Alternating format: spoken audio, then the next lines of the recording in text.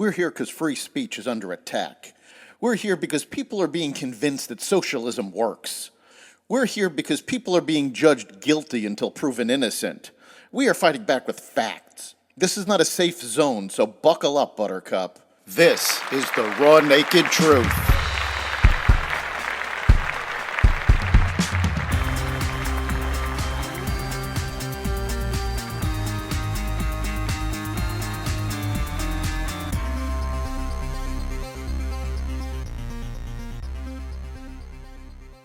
Cori Bush investigated for misusing security funds, more layoffs announced, and more.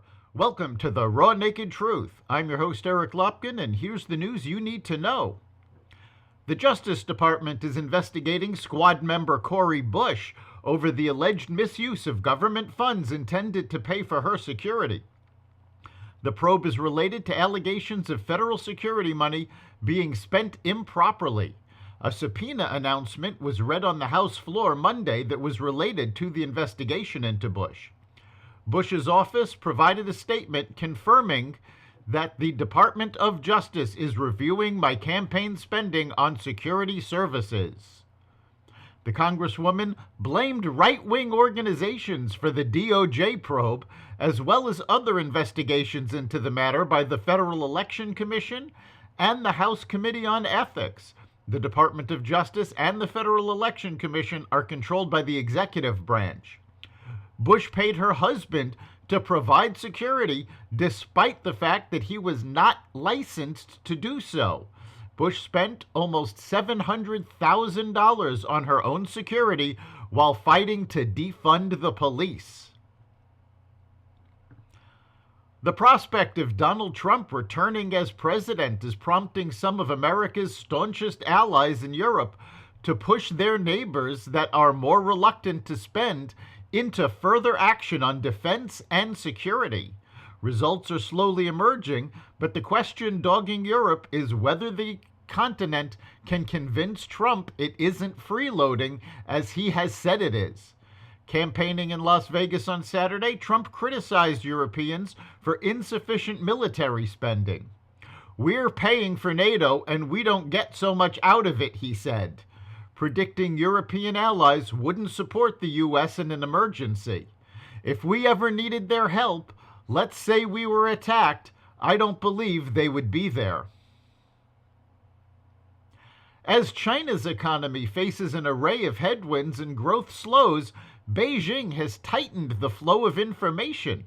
In recent weeks, several prominent commentaries by economists and journalists in China have vanished from the internet, according to Wall Street Journal China Bureau Chief Jonathan Chang.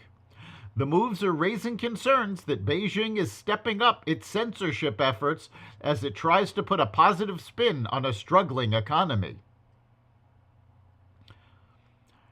UPS said it planned to shed about 12,000 jobs this year and mandated staff work from offices 5 days a week starting March 4th as the package delivery company seeks to boost productivity amid a protracted slowdown in business.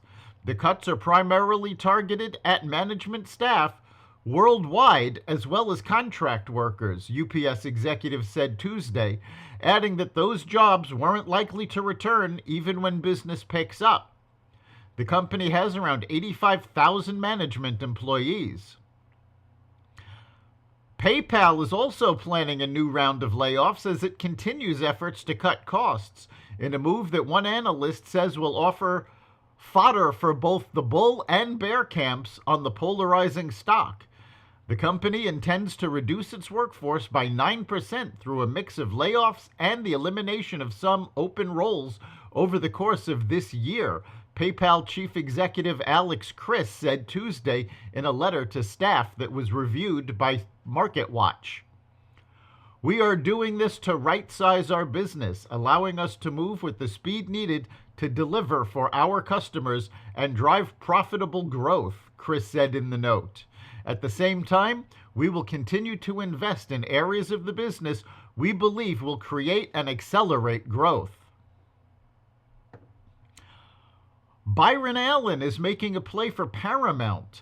The comic-turned-media mogul has made a $14.3 billion offer to buy all outstanding shares of Paramount Global, according to a statement from Allen's company. The deal would also see Allen Media Group assume Paramount's roughly $15 billion debt load, valuing the shares at about a 50% premium to their recent trading prices.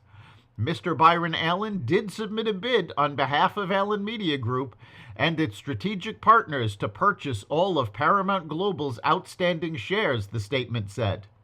We believe this $30 billion offer, which includes debt and equity, is the best solution for all of the Paramount Global shareholders, and the bid should be taken seriously and pursued. That's the Raw Naked Truth. You can catch every episode of The Raw Naked Truth at xvadio.com, the Apple Podcasts app, Google Podcasts, Spotify, iHeartRadio, Audible, Amazon Music, and other platforms that respect freedom of speech. We'll see you next time.